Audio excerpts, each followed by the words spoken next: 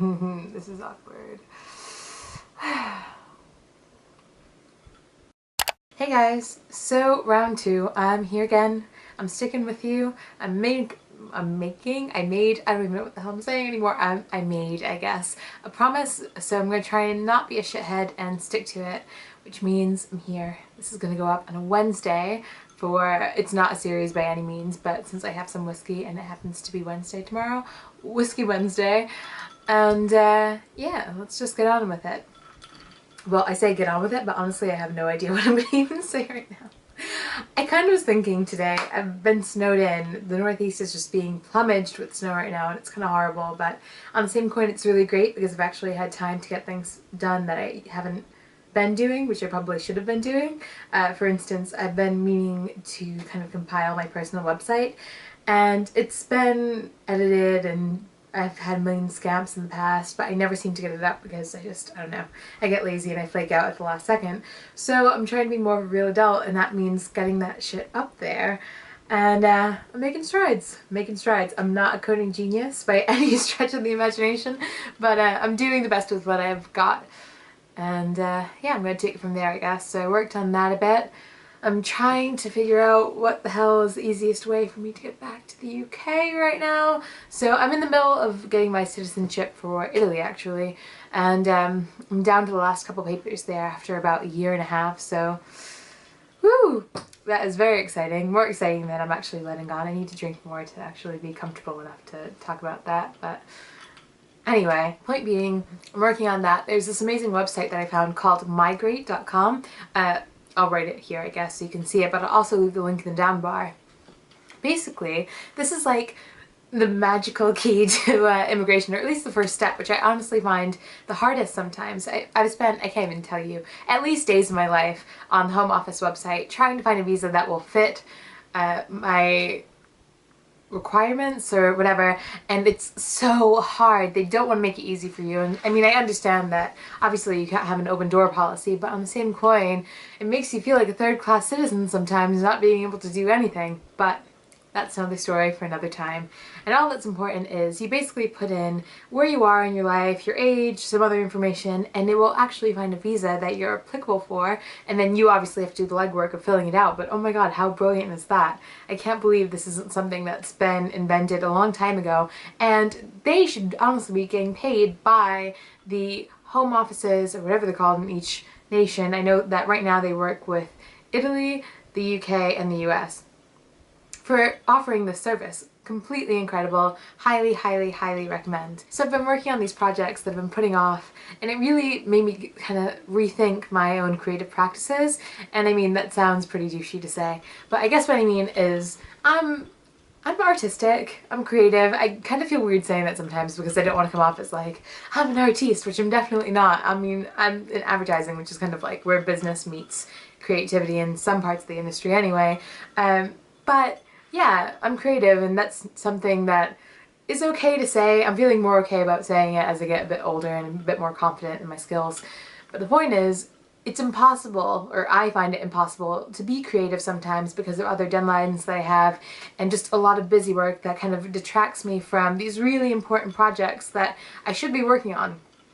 And I started this book that I did leave somewhere close to me. I actually got it at a conference that I've talked about maybe even on this channel, or it might be Mixology, that was called the RISD Mindshare. The Rhode Island School of Design is arguably like the best art school in the country, and it was a day that entrepreneurs came in and talked about their design practices, and they gave this out. It's called Manage Your Day-to-Day, Build Your Routine, Find Your Focus, and Sharpen Your Creative Mind, which, I mean, I know it kind of sounds like a crock of bull, but I mean, I'm maybe 30 pages in.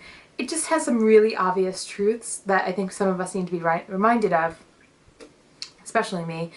And one of the main focuses of the book, especially in the beginning, when you go through the foreword, is that you should be putting your important creative tasks, your personal work that is really going to change major pieces of your life, first in the day, before you check your email, before you start doing the little things that we all get caught up on, and before we know we have no time at all to work on these bigger things that we really should have been spending our time on. Obviously we have some responsibilities we can't get out of. If I don't turn up to a meeting, obviously that's horrible. If I don't read an email that's super important, yeah, I'm probably gonna get my ass bit off, but there's some things that we can control. I can control not going on Twitter from the minute I wake up.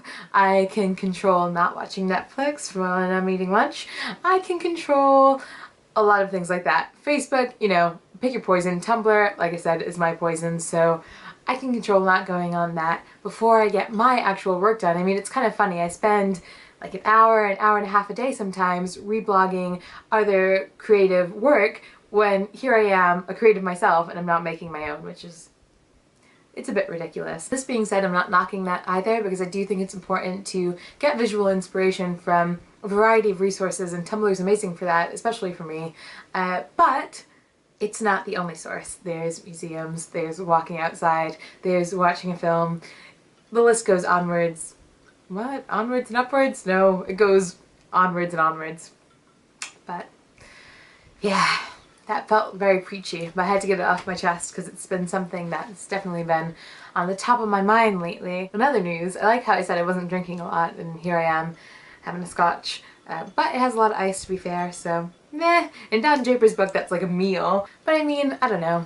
I know a lot of people are doing dry January, and I even considered it myself, but I've been drinking so little kind of in the last couple months. I've been trying to take care of my health and kind of like lifestyle and dietary choices, and that's been going pretty well. So by proxy, I've definitely cut back on the booze a bit. Not that I really ever drink a lot at once, it's just a little bit very often. So yeah, I'm not worrying about it, you're not worrying about it. It's weird that I even brought it up. Yeah. So yeah, I mean, I guess that's my point for today's video, really.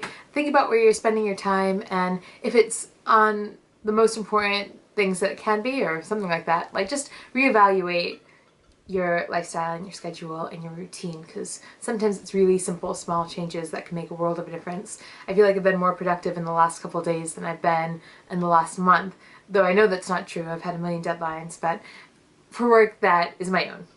So that's really fun. And yeah, this is more of my room than you usually see, so that's kind of cool. I picked up that couch from Craigslist for like $250, and it was in horrible condition when I got it. I had to buy a steam cleaner and go at it with like soap, and it's velvet, so I had to Google forever to find out how to clean that shit.